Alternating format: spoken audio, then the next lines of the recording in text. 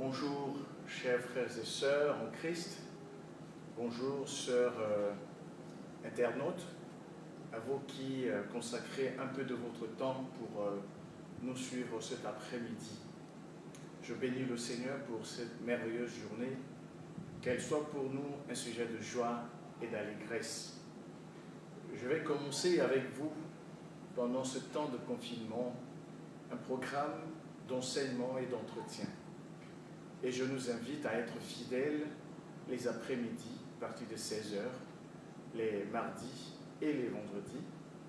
Les vendredis seront essentiellement consacrés au temps de prière. À tous ceux qui voudront prier depuis leur maison, en suivant nos programmes, je vous invite donc à être fidèles. Tous les vendredis à partir de 16h et le dimanche matin, de 9h à 10h, nous aurons un culte que nous ferons avec vous à travers notre page Facebook, Assemblée chrétienne Philadelphie.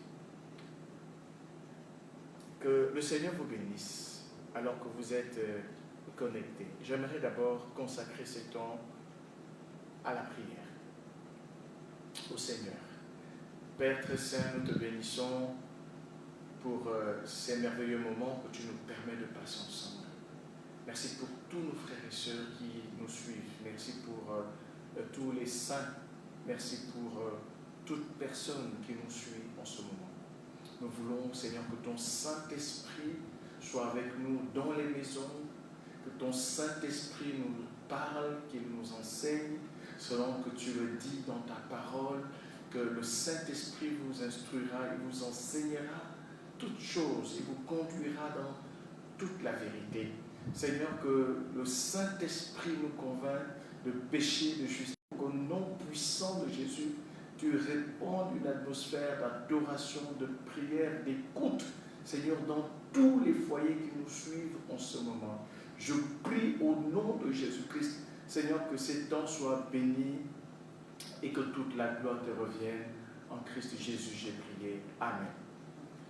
Alors, cet après-midi, je voudrais nous parler d'un aspect très important, alors que nous sommes actuellement confinés sur instruction du gouvernement.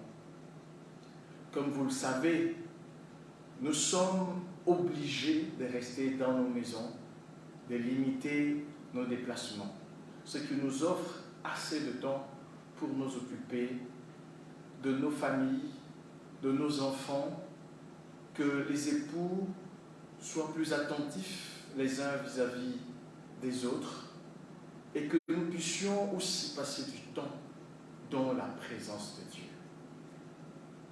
L'un des aspects de ce confinement, c'est, selon moi, une forme de sabbat que le Seigneur veut nous imposer.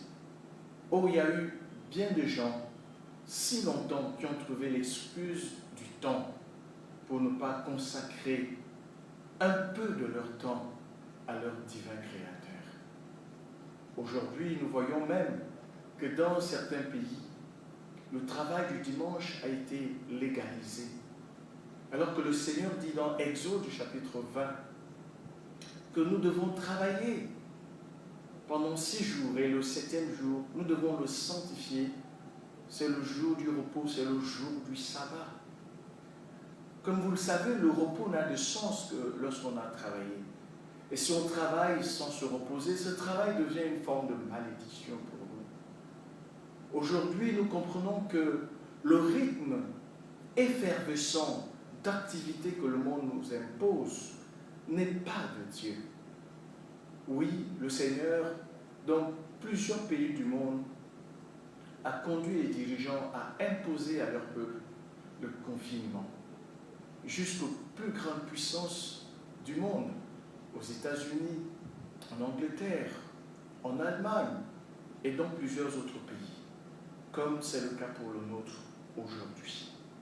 Oui, je voudrais nous rappeler que l'une des raisons qui avait amené Israël à aller en déportation à Babylone, qui avait attiré le jugement de Dieu sur Juda, c'était le non-respect du sabbat.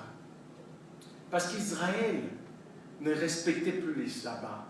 Dieu avait promis d'envoyer le feu aux portes de la ville. Je voudrais pour cela vous lire un extrait du livre du prophète Jérémie, au chapitre 17, à partir du verset 21. Il est écrit: « Ainsi parle l'Éternel, prenez garde à vos âmes. Ne portez point de fardeau le jour de sabbat et n'en introduisez point par les portes de Jérusalem. Ne sortez de vos maisons aucun fardeau le jour du sabbat et ne faites aucun ouvrage, mais sanctifiez le jour du sabbat, comme je l'ai ordonné à vos pères. Ils n'ont pas écouté, ils n'ont pas prêté l'oreille. Ils ont raidi leur cou pour ne point écouter et ne point recevoir instruction. Si vous m'écoutez, dit l'Éternel, si vous n'introduisez point de fardeau par les portes de cette ville le jour du sabbat, si vous sanctifiez le jour du sabbat et ne faites aucun ouvrage ce jour-là, alors entreront par les portes de cette ville les rois et les princes assis sur le trône de David, montés sur des chars et sur des chevaux, eux et leurs princes, les hommes de Juda et les habitants de Jérusalem, et cette ville sera habitée à toujours. On viendra des villes de Juda et des environs de Jérusalem, du pays de Benjamin, de la vallée de la montagne et du Midi, pour amener des holocaustes et des victimes, pour apporter des offrandes et de l'encens, et pour offrir la maison de l'Éternel. Verset 27.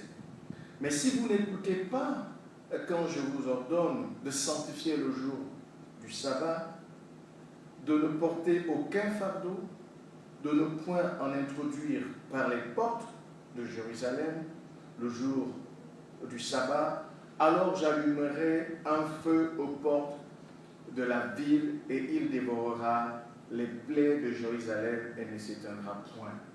Amen.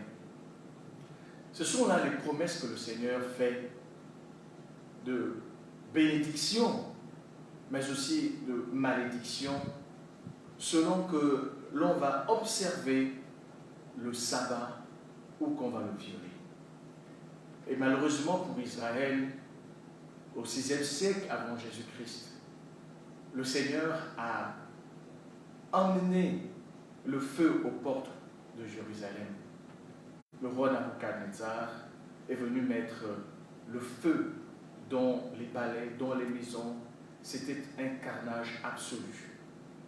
Un spectacle désolant. Le Seigneur avait permis cela, entre autres parce qu'Israël n'observait plus le sabbat. Bien-aimés en Christ, chers internautes, nous devons apprendre à donner du temps à Dieu. C'est l'un des enseignements que nous devons tirer de ce confinement, des temps par lesquels nous passons. Le travail n'a de sens que lorsqu'il est fait selon les normes du Seigneur. Et le Seigneur a voulu qu'on lui trouve du temps sur les 7 jours de la semaine pour un seul jour, un jour du repos, un jour d'adoration. Souvent, je passe par le bord de mer pour venir au culte les dimanches. Et je peux voir le nombre incalculable de personnes, de jeunes, de familles qui préfèrent aller se donner du bon temps sur les plages que d'aller adorer Dieu. Ma prière est que chacun de nous comprenne par ces temps qui courent que le jour du Seigneur est un jour où on doit le sanctifier, un jour où on doit prier, adorer celui qui nous a donné le souffle de vie. Oh, vous le savez, l'homme a été fait de la poussière de la terre. Nous ne sommes que poussière. Si l'homme vit, c'est parce que Dieu, dans le livre de la Genèse, au chapitre, chapitre 1, la Bible dit que Dieu a créé l'homme à son image et à sa ressemblance. Et il a manifesté au chapitre 2 en insufflant dans ses narines un souffle de vie. Et l'homme est devenu une âme vivante. Si nous vivons, c'est par le Seigneur que nous vivons. Alors nous ne devons pas vivre comme si Dieu n'existait pas. Le psaume 14, verset 1 dit « L'insensé dit dans son cœur, il n'y a point de Dieu. » Aujourd'hui, tout le monde se rend compte que l'homme n'est pas maître de sa vie. Il n'est pas maître de son avenir. Et c'est pour cela que l'apôtre Jacques a écrit ceci au chapitre 4 de son livre. Et précisément le verset 13, il dit ceci, je vais le lire pour vous. Jacques chapitre 4, verset 13.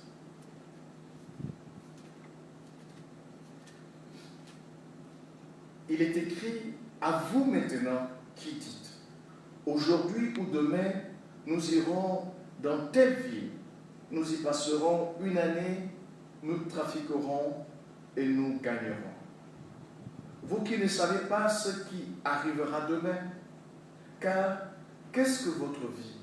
Vous êtes une vapeur qui paraît pour un peu de temps et qui ensuite disparaît. Vous devriez dire au contraire, si Dieu le veut, nous vivrons et nous ferons ceci ou cela. Oui, l'homme n'est pas maître de sa vie, il n'est pas maître de son avenir. Aujourd'hui, combien de personnes n'ont pas fait envisager des choses aujourd'hui même et qui ont été annulées, qui ont été remises en cause. L'homme doit revenir au Seigneur. Dans le monde entier, le spectacle auquel nous assistons est effrayant. Des milliers de morts se comptent dans les pays. Et nous voyons comment l'homme est apeuré. Le Seigneur a dit à Osée d'aller épouser une femme prostituée. Et cette femme prostituée était l'image d'Israël, qui allait vers d'autres dieux, qui ne faisait plus cas de son Elohim. Et dans le livre d'Osée, du prophète Osée, il est dit, « Je te conduirai dans le désert et je te parlerai au cœur. » Aujourd'hui, je crois que le monde entier est conduit dans le désert. Et ce que Dieu veut, c'est de parler au cœur de chacun de nous. Le Seigneur veut te parler au cœur.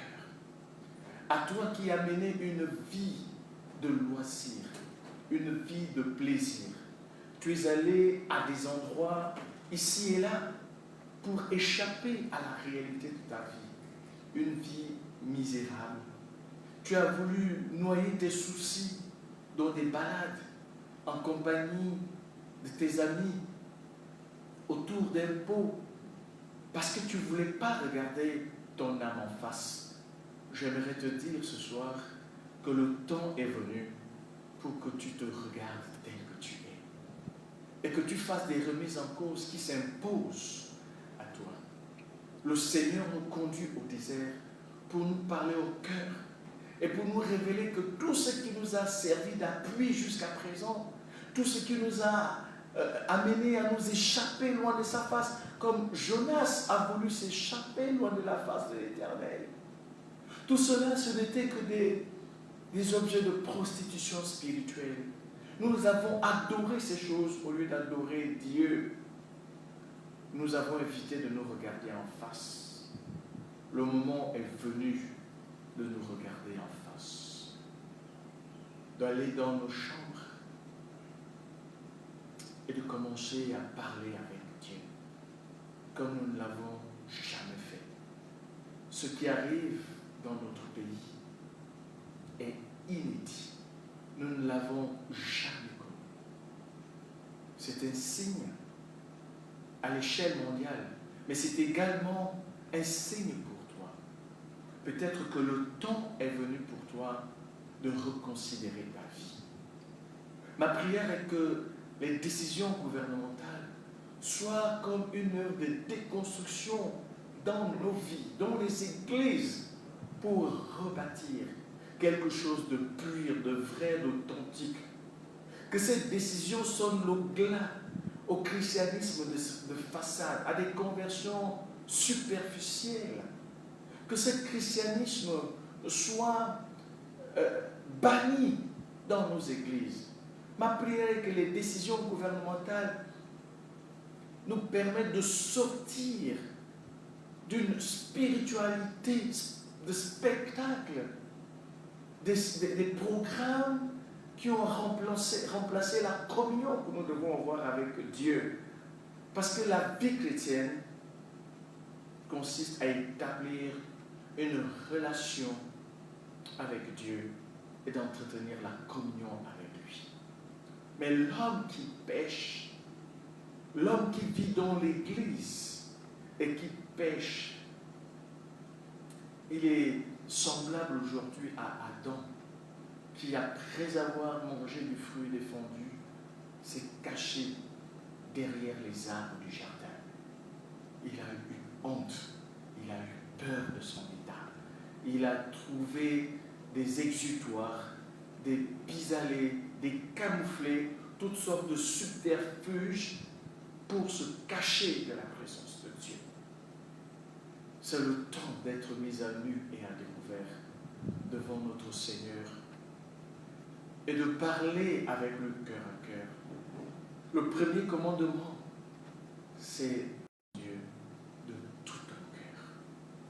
Bien-aimé, ma prière est que le Seigneur nous parle cœur à cœur. Qu'il nous parle en ce moment. Que le Seigneur nous parle, qu'il nous touche. Qu'il nous touche. Parce que être enfant de Dieu, ce n'est pas rechercher l'élévation sociale. Ce n'est pas d'accumuler des richesses, d'avoir des comptes bancaires enfloués. Ce n'est pas de réussir sa vie sur terre. Ce n'est pas cela, être enfant de Dieu. Être enfant de Dieu, c'est mourir à soi-même et vivre pour Dieu. Comme Paul a dit, j'ai été crucifié avec Christ. Et si je vis, ce n'est plus moi qui vis, c'est Christ qui vit en moi. Être chrétien, c'est naître de nouveau. Ce n'est pas pratiquer un rite quelconque.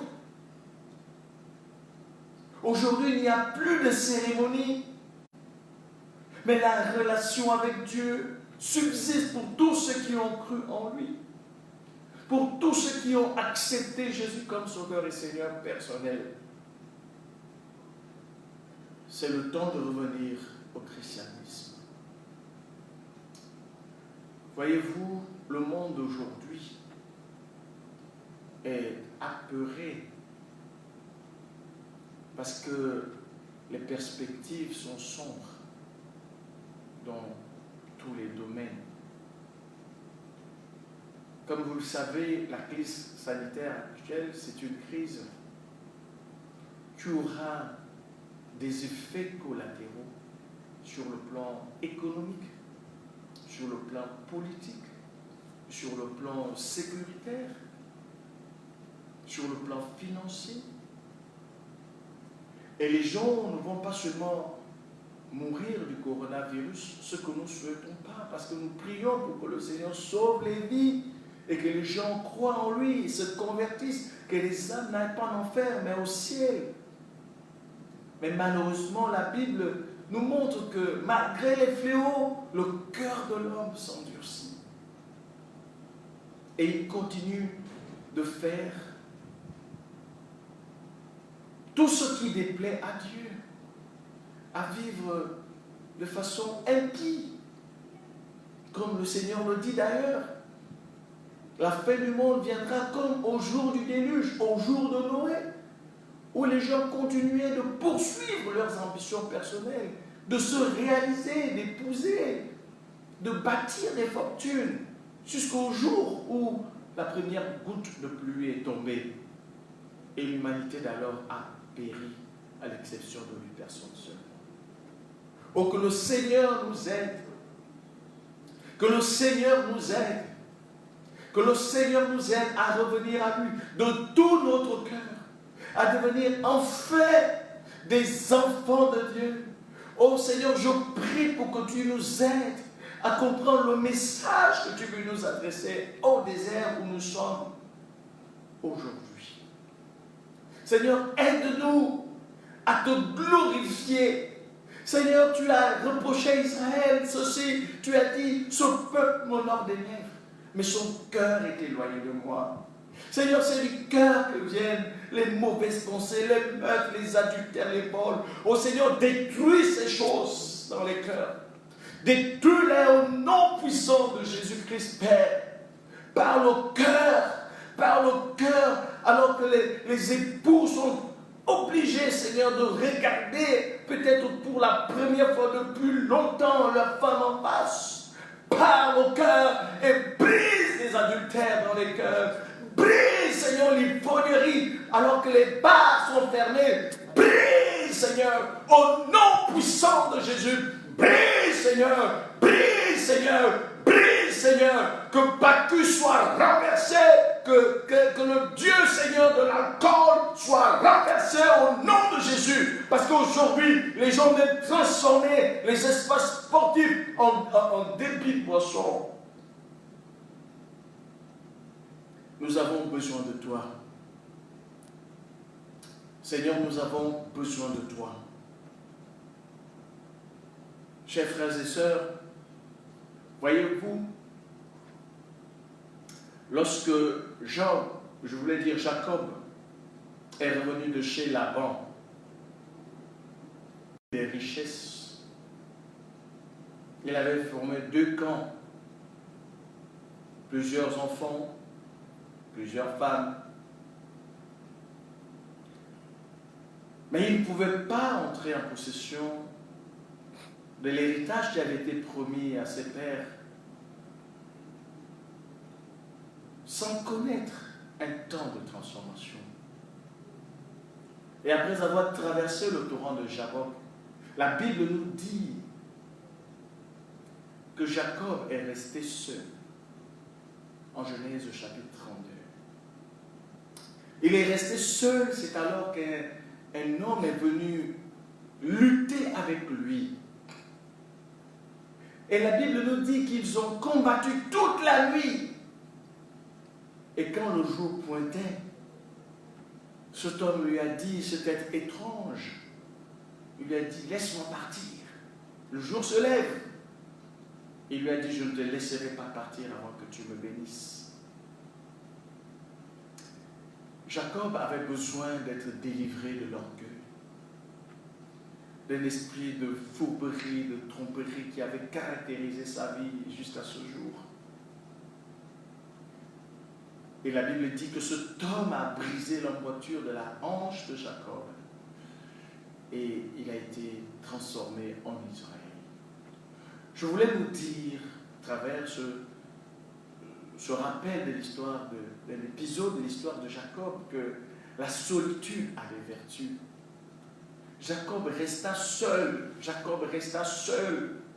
Bien-aimé, écoute ton cœur en ce moment. Que tu sois chrétien ou pas, écoute ton cœur en ce moment. Et d'où que tu me suives, si tu sens que ce cœur n'est pas plein de Dieu, tu peux inviter Christ dans ta vie. La Bible dit, si quelqu'un a soif, qu'il vienne et qu'il boive. Jésus dit, celui qui croit en moi, des fleuves d'eau vive couleront de son sein. Il parlait du Saint-Esprit. Et si tu veux savoir si tu es sauvé ou pas, il y a un signe que j'aimerais t'indiquer en cette période. C'est la peur. Parce que la proximité avec Dieu procure de l'assurance. Ça produit de la sécurité, comme David a pu le dire, que Dieu a conclu avec lui une alliance en tout point bien réglée et offrant plein pleine sécurité. Je crois de tout mon cœur que tu es capable de protéger tous ceux qui se confient en lui. Même en cette période où on nous annonce que des hautes personnalités politiques sont inquiètes de leur santé, que des célébrités sont décédées. Tout n'est que vanité et poursuite du vent, nous dit la parole de Dieu. Le monde passe et sa convoitise aussi, mais c'est celui qui fait la volonté de Dieu qui demeure éternellement. Tu peux changer. Jésus-Christ est capable de faire de toi une nouvelle créature. Et bien-aimé, fais de l'Éternel tes délices. Il te donnera ce que ton cœur désire. Soupire après Dieu. Il a dit, si vous revenez à moi, je reviendrai à vous. Si vous faites un pas vers moi, j'en ferai 1000 vers vous. Il a dit, venez et plaidons. Si votre péché est comme du cramoisi, je le rendrai blanc comme la neige. Le sang de Jésus, de l'innocent Jésus, celui dont Pilate a dit, je n'ai rien trouvé de mal en lui qui justifie la mort. Celui qui a dit lui-même, qui me convaincra de péché? Ce sang est capable de te purifier. Ce sang est capable de faire de toi une personne différente. Ma prière est que dès à présent, tu commences une nouvelle vie avec Dieu. Profite de ton sabbat. Gagne en profondeur, car ces temps passeront aussi. Quelqu'un m'a rappelé que dans les années 50, il y a eu, en 1918, pardon, il y a eu 50 millions de morts d'une maladie appelée la grippe espagnole. Le monde a donc connu pire et je crois que ce que nous vivons aujourd'hui passera. Mais quelle leçon tireras-tu des événements actuels? Reconsidère ta voie, reconsidère ta relation avec Dieu, parce que tu n'es pas maître du souffle de vie dont tu es bonifié chaque jour. Il appartient à Dieu. Et un jour, il reprendra son âme. Prions ensemble. Seigneur, je prie au nom de Jésus-Christ que dans le monde entier, dans le Gabon et à Libreville, Seigneur, que les hommes soient saisis par le Saint-Esprit qui convainc le monde en ce qui concerne le péché, la justice et le jugement. Je prie pour qu'au nom puissant de Jésus-Christ, des conversions se fassent en masse dans les lieux secrets. Que cette solitude soit porteuse d'espérance pour plusieurs. Dans le nom puissant de Jésus-Christ, Seigneur, convainc, appelle, interpelle, sauve, change. Comme tu as changé ma vie, je prie pour que tu changes les gens et qu'ils abandonnent la religion qui n'offre aucune sécurité et qu'ils se confient dans le nom de l'Éternel. Seigneur, je prie, ô Dieu Tout-Puissant, que maintenant des vies soient sauvées, que ton Esprit Saint convainc tous ceux qui sont coupables de péché. Seigneur, qu'il les convainc de jugement et de ta justice qui punira toutes les mauvaises actions des hommes. Je prie pour que tu bénisses, Seigneur, ceux qui sont souffrants en ce moment, dans notre pays et dans le monde entier. Seigneur, je prie pour que les circonstances actuelles soient prises au sérieux par tous, y compris par nos gouvernants, et que tout le monde, Seigneur, fléchisse le genou, et que toute langue confesse que Jésus-Christ est Seigneur à la gloire de Dieu le Père. C'est en son nom que j'ai prié. Amen.